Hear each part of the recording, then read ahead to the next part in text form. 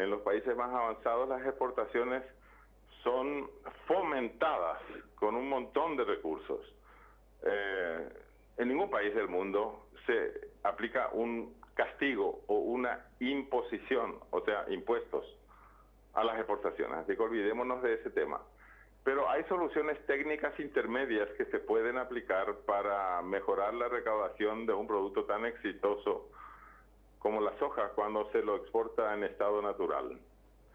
Una de esas propuestas es la de aumentar el IVA compra que tienen los productores de soja. Se llama también a eso IVA crédito, del 5% al 10%. Ellos tienen naturalmente el IVA crédito más o menos en el 5%. Algunas tasas del IVA crédito, los productores están también en el 10%, pero la idea es que en el momento de las ventas, que eso sería el IVA débito, los sojeros tengan que pagar el 10%. Esa es una opción, pero la Subsecretaría de Tributación tendría que informar a todos los interesados a cuánto asciende realmente el IVA crédito que tienen a favor los productores de soja, para saber cuánto es la recaudación posible en el caso de que se ponga el IVA débito en el 10%. Como que el pago del IVA se produce por compensación, es decir, del IVA débito se resta el IVA crédito, lo que va a recaudar la Subsecretaría de Tributación en el caso de los productores que tienen mucho IVA crédito acumulado, va a ser relativamente poco en los primeros años. Por eso es que es conveniente saber a cuánto asciende la suma total de IVA crédito a favor de los productores de soja.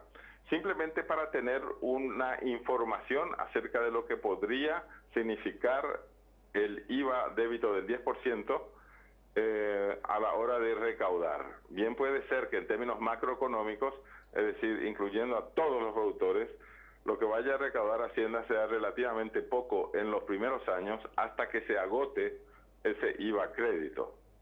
Por eso es que hay que ir cuidado con esas estimaciones que se escuchan de algunos técnicos diciendo que el aumento del IVA del 5% al 10% para la soja, que eso proporcionaría una recaudación de 100 millones de dólares, por ejemplo. ¿Cómo vamos a hacer esa proyección si no sabemos a cuánto asciende el IVA crédito en favor de algunos o de muchos o de todos los productores, ¿verdad? Ese es el primer tema, pero es una solución técnica pasar el IVA débito de los sojeros o de los productores de soja al 10%. Pero hablando ahora de otro tema, es decir, hay varias propuestas aquí. ¿Tienen tiempo? Sí, doctor. Pero justamente aprovechando su primera explicación, falta información por parte de la Subsecretaría de Estado de Tributación sobre este tema, doctor, ¿no? O sea, que tienen que proveer. Para decirlo en una sola frase, la Subsecretaría de Tributación debería informar a todos los interesados a cuánto asciende el IVA crédito a favor de los productores de soja. Correcto. De forma que se pueda hacer una estimación de que si ellos, o sea, si la Subsecretaría de Tributación eleva el IVA débito ahora al 10%, ¿cuánto es lo que aportarían realmente a Hacienda, verdad? Los productores de soja. Segundo capítulo. Los técnicos de Hacienda también estaban hablando en un comienzo de ajustar el IRAGRO al IRASIS. El IRAGRO es el impuesto a las rentas de las actividades agropecuarias, ¿verdad? Y el IRASIS es el impuesto a las rentas de las actividades comerciales, industriales y de servicios. Bueno, resulta que el IRAGRO, al momento de distribuir las utilidades, no está pagando ningún impuesto por la ley que rige actualmente. En cambio, el IRASIS sí paga un 5% adicional para socios de las sociedades anónimas residentes en el país y el 15% si es que están en el exterior. Bueno, algo similar debería establecerse para el IRAGRO también. Ahí hay que analizar cuál es el estado actual del IRAGRO. Según mi información, le hace falta cobrar al IRAGRO el impuesto sobre las ganancias. Este impuesto sería muy justo porque no hay mejor cosa que tributar sobre ganancias, no sobre otras actividades. Porque entonces el productor que no tiene ganancias, o los microproductores, o los medianos productores, o como se llamen, también los grandes productores, ¿verdad? Pagarían solamente sobre la ganancia que ellos tienen. Eso proporcionaría ingresos sumamente interesantes a Hacienda. Ese sería el segundo bloque de la propuesta. Y el tercer bloque de la propuesta hace relación con lo que Hacienda había hecho conocer en un comienzo del debate acerca de la posibilidad de reducir las deducibilidades. Eso significa todo aquello que se resta del ingreso bruto para establecer la base imponible. Si hay más cosas que descontar, entonces la base imponible es más pequeña y aunque el impuesto sea 10% o 15%, se paga relativamente poco. Pero si las deducibilidades son pocas, entonces, claro, aumenta la base imponible y ese porcentaje de impuestos tiene también mayor recaudación. Para mí es interesante dirigir a la Subsecretaría de Tributación también la pregunta de qué reducciones de deducibilidades ellos están teniendo en mente. Porque bien puede ser que se estén equivocando, ¿verdad? En donde sí hay que reducir las deducibilidades es en el impuesto a la renta personal. Allí hay muchísimas y generosísimas deducibilidades. Pero eso no tiene nada que ver con el punto en debate que es la imposición a los productores de soja. Y ese sería el resumen de mi propuesta técnica para solucionar el problema. El primer punto tiene que ver con el aumento del IVA al 10%.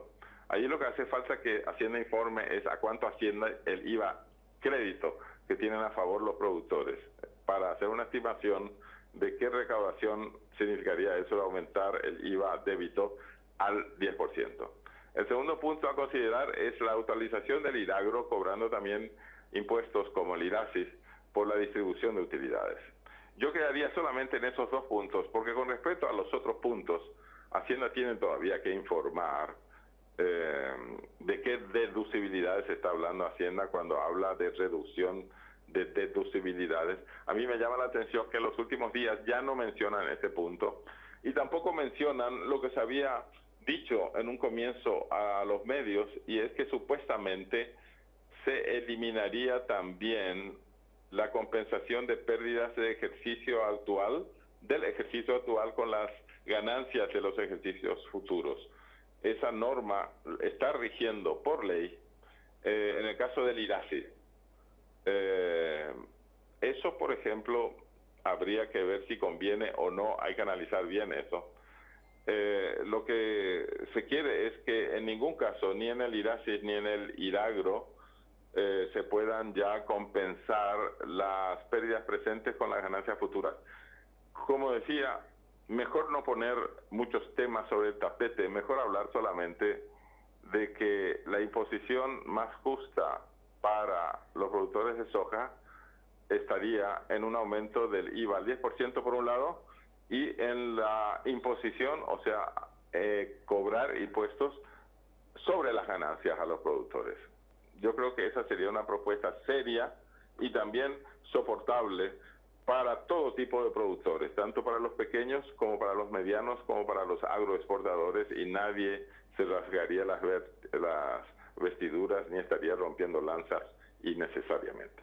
Claro, totalmente, porque una vez que nazca o que se genere ganancias, a partir de allí cuenta con la responsabilidad y obligación de la persona que genere, por supuesto, esa ganancia. Por último, doctor, las tasas, los ajustes a las tasas, el aumento del IVA, ¿esto es facultad del Ejecutivo? ¿O se puede hacerlo vía...? En el caso del IVA está expresamente establecido por la norma vigente actual que el Poder Ejecutivo puede elevar las